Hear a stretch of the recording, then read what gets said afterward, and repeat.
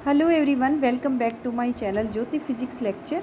ये मुरथल यूनिवर्सिटी का जो एमएससी फिजिक्स का एंट्रेंस एग्ज़ाम हुआ था 2024 का, उसी का सॉल्यूशन मैं डिस्कस करने जा रही हूँ। आई होप ये सॉल्यूशन आपके लिए यूज़फुल रहेगा।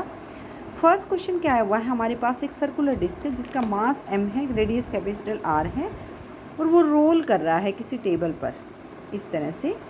अगर v इसकी लीनियर वेलोसिटी है then its total kinetic energy is. जब मैंने इसको सोल्व किया है तो इसका आंसर आ रहा है 3/4 mr²। कैसे आ रहा है, देखिए, since during rolling it will have linear motion भी होगा as well as translation rotational motion भी होगा और ट्रांसलेशनल भी होगा। तो लीनियर मोशन या ट्रांसलेशन मोशन को काइनेटिक एनर्जी क्या होगी, half m into v²। m mass of the particle और v क्या है, लाइक मास ऑफ डिस्क, और v वेलोसिटी से मूव कर रही है। रोटेशनल क्या होती है, हाफ i⍵²। हाफ इंटू आई क्या होता है इसका मोमेंट ऑफ इनर्शिया डिस्क का, half mr² into ω²। That becomes 1/4m। R omega क्या होता है, v होता है, 1/4mv²। तो आप दोनों को ऐड कर दो, आपका आंसर आ जाएगा। तो दोनों को ऐड जब मैंने किया है, मेरी टोटल काइनेटिक एनर्जी आ रही है 1/2mv² plus 1/4mv², that is equal to 3/4mv²। Next question देखते हैं। नेक्स्ट क्वेश्चन आया हुआ है, moment of inertia of a solid sphere about its diameter is equal to.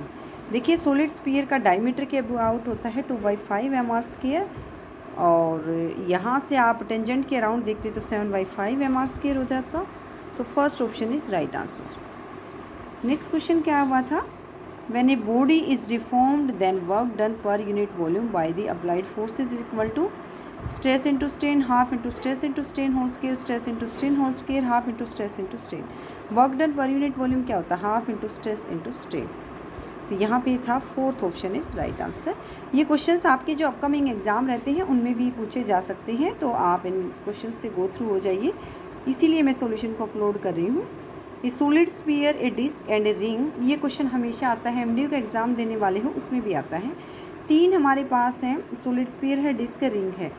Like ये इंक्लाइंड प्लेन पे है, यहाँ रखे हुए हैं तीनों मेरे पास, और ये सेम एंगल से आ रहे हैं। इनको इंक्लाइंड प्लेन पे साइमल्टेनियसली डाल दिया है। यहाँ से तीनों में से बताना है कौन सा हमारे पास सॉलिड स्फीयर, डिस्क और रिंग कौन सा पहले पहुँचेगा without slipping, then which one is correct. मैंने इसको सोल्व किया है, स्फीयर रिचेस डाउन फर्स्ट। कैसे पता किया, एक्सेलेरेशन अटेंड क्या होगा, जो भी हमारे पास सॉलिड स्फीयर है, डिस्क है या जो है रिंग है। देखिए, ये फॉर्मूला होता है acceleration g sin theta over 1 + i/mr²। आई क्या होता है, moment of inertia of the body. Solid sphere के लिए मैं निकालूंगी तो मेरे पास सॉलिड स्फीयर का मोमेंट ऑफ इनर्शिया क्या है, 2/5 mr²। यहाँ सब्सटीट्यूट कर दो तो एक्सेलेरेशन कितना अटेंड किया इसने सॉलिड स्फीयर ने, g sin theta over 1 + 2/5 mr²। ये आ रहा है g sin थीटा और 7/5 यानी 5/7 g sin theta, that is equal to 0.7 g sin theta. इसी तरह से मैं बाकी का निकालूंगी। डिस्क का हाफ mr² होता है, तो मैं यहाँ सब्सटीट्यूट कर दिया 1 + i/mr² था, यानी यहाँ पे आई है ये। तो क्या आ गया, g sin theta over 1 + half यानी 3/2, that becomes 2/3 g sin theta which is equal to 0.66 g sin theta. Next क्या है, रिंग। रिंग का मोमेंट ऑफ इनर्शिया होता है mr², यानी आई की जगह मैंने mr² रखा। तो ये आ गया g sin थीटा और 1 + 1 यानी 2, 1/2 g sin theta, that is equal to 0.5 g sin theta. तो ये 0.66 है। सबसे ज़्यादा आपका सॉलिड स्फीयर का है 0.7। तो सबसे पहले कौन पहुँचेगा, जिसका एक्सेलेरेशन ज़्यादा है। तो यहाँ से आ गया, acceleration of solid sphere is more than that of disc is more than that of ring. तो ये फर्स्ट ऑप्शन। नेक्स्ट क्वेश्चन हमारे पास, बिल्कुल आप कॉन्स्टेंट्स, इलास्टिक कॉन्स्टेंट्स के बीच में रिलेशन सारी करके जाइएगा। Y, eta and sigma. Sigma क्या है हमारे पास, पॉइसन्स रेशियो। ईटा क्या है, मॉडुलस ऑफ रिजिडिटी। वाई क्या है, यंग मॉडुलस। क्या रिलेशन होता है, eta is equal to y/2 into 1 + sigma, और you can say y is equal to 2 eta into 1 + sigma. Next question आया हुआ था, direct for a homogeneous and isotropic material the value of Poisson's ratio lies between, किसके बीच में लाई करती है, -1 and 0.5। ये ऑप्शन रहेगा होमोजीनियस एंड आइसोट्रोपिक मटेरियल के लिए।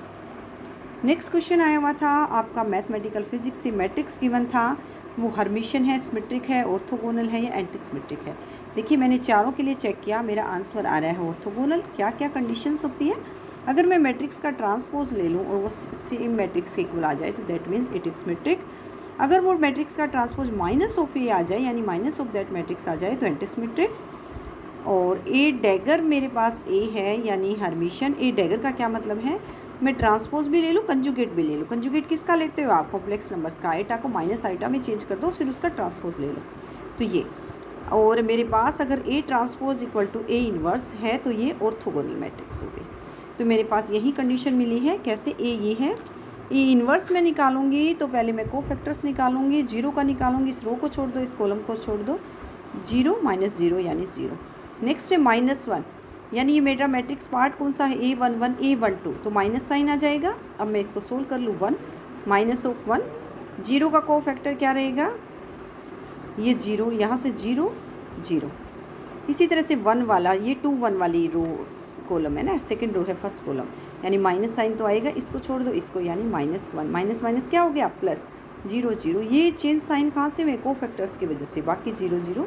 अब ये वाले को देखें तो 0 माइनस माइनस प्लस हो गया। अब मुझे क्या लेना है, कोफैक्टर्स का ट्रांसपोज, तब इन्वर्स मिल जाएगा। 0 -1 0, यानी रो को कॉलम में कन्वर्ट कर दो, 1 0 0 0 0 1, ये आ गया ए इन्वर्स। ए ट्रांसपोज भी मैंने इसका क्या लिया, रो को कॉलम में ही तो कन्वर्ट करना होता है। 0 माइनस 1 0 1 0 0 0 0 1, दोनों सेम आ रहे हैं, yes these are same, it means it is orthogonal matrix. Next आया हुआ था, सिंपल सा क्वेश्चन था, यूनिट वेक्टर निकालना है मुझे नॉर्मल टू द सरफेस। क्या है, ये सरफेस गिवन है, इसको मैंने 5 से दिखा दिया, x² + y² - z - 1, और मुझे इस यूनिट वेक्टर निकालना है सरफेस के नॉर्मल। कैसे निकालते हो, ग्रेडियंट 5 से, किस पॉइंट के अराउंड निकालना है, 1 1 1, और उसका मैग्नीट्यूड ले लो। देखिए मैंने इसको सोल्व किया है, मेरा आंसर आ रहा है, 4th option is right answer. 5 से दिखाया मैंने, x² + y² - z² - 1 = 0 हो जाता है। यूनिट वेक्टर क्या रहेगा, gradient of 5 divided by its magnitude. Gradient of 5 लीजिए आप, क्या होता है, del operator curly by curly x i plus curly by curly y j plus curly by curly z के। 5 मेरे पास स्केलर है, तो ये आ गया। इसका डेरिवेटिव क्या आ जाएगा, 2xi, इसका 2yj, यहाँ से माइनस के, यही आ रहा है 2xi + 2yj - के। इसको मुझे निकालना है 1 1 1, यानी मैं x को भी 1 रखूँगी, y को भी, z को भी, z यहाँ है ही नहीं, 2i + 2j - के। इसका मैग्नीट्यूड क्या होगा, स्क्वायर रूट हो, i का कंपोनेंट क्या है, 2 का स्क्वायर 4, j का कंपोनेंट 2 का स्क्वायर -1 का square 1, that is equal to 3। क्या है, यूनिट वेक्टर, ये डेल 5 बाई इस मैग्नीट्यूड यानी 3, यही आंसर आ रहा है। नेक्स्ट क्वेश्चन फिर ऑप्टिक्स से आया हुआ था, डायरेक्ट था। And reflected light the central fringe of Newton ring is dark. Reflected light में सेंट्रल फ्रिंज क्या होती है, dark. First option is right answer. Next question है, in Newton's ring experiment the diameter of bright rings is proportional to. किसकी proportional होता है diameter इसका, ये कुछ स्क्वायर रूट हो, ओड नेचुरल नंबर्स आ जाता है, इस फॉर्म में होता है। तो आप जो न्यूटन रिंग से भी क्वेश्चंस आए हुए हैं, इसको भी करके जाइए डिटेल में। तो इस तरह से मैं सॉल्यूशन कंप्लीट अपलोड कर दूँगी। Thank you all.